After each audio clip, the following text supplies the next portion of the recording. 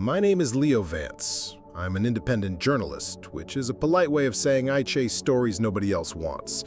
And in September of 2019, the story was the circus in the Nevada desert, Storm Area 51.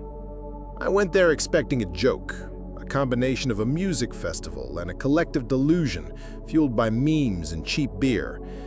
And for the first day, that's exactly what it was. Thousands of people milled about under the blistering sun. People in tinfoil hats, people in inflatable alien costumes.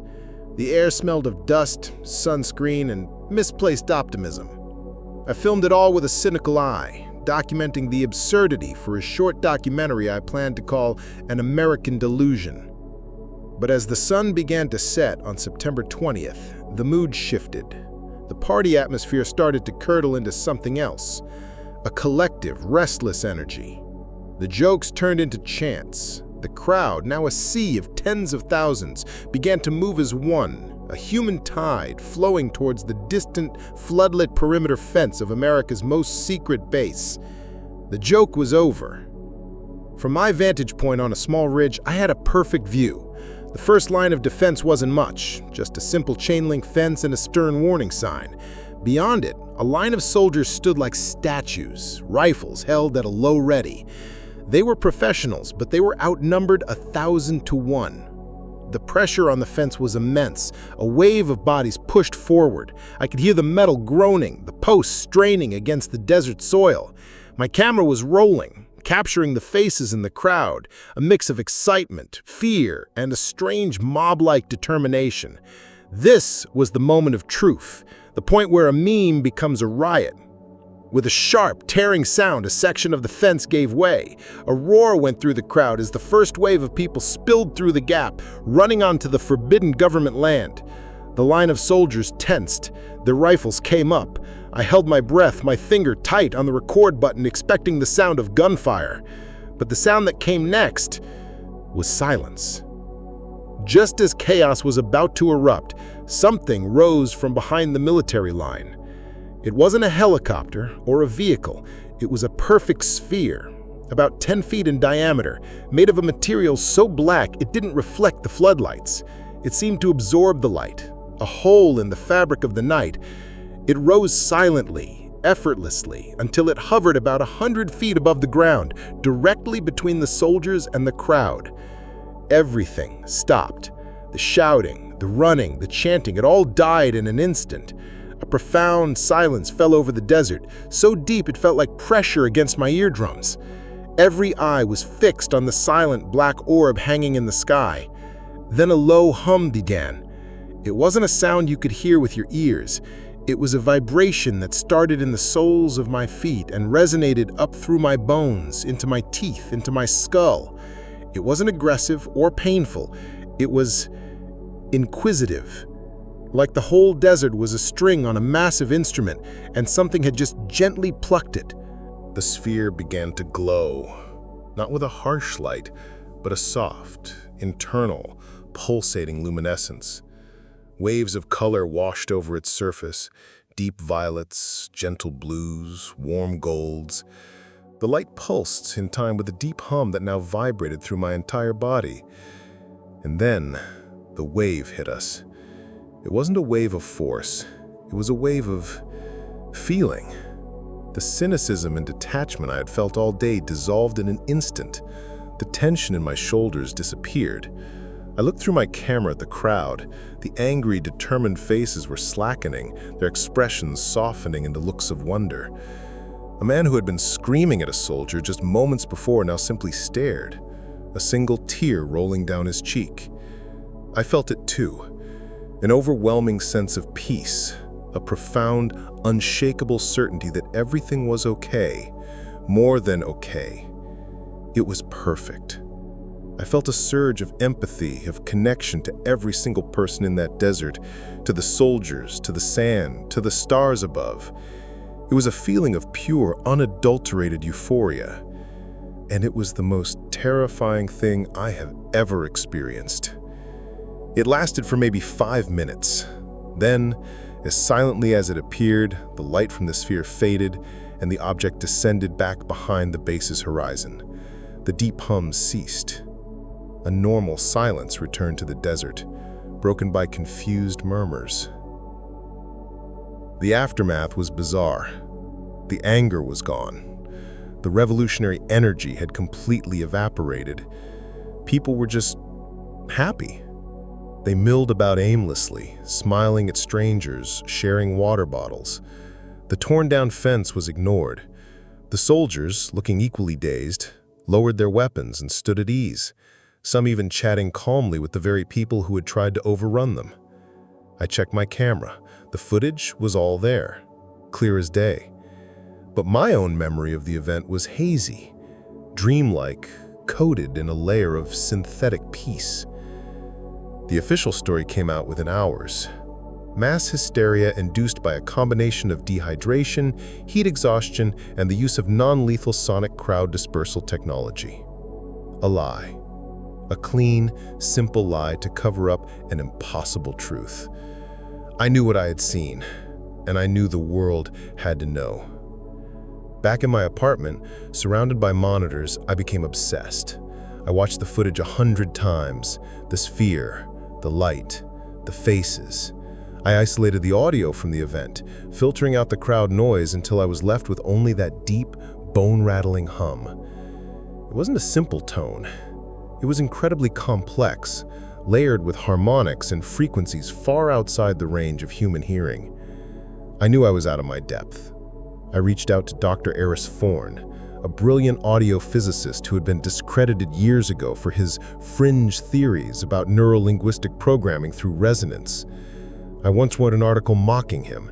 Now I was begging for his help. He analyzed the recording. His conclusion was immediate and chilling.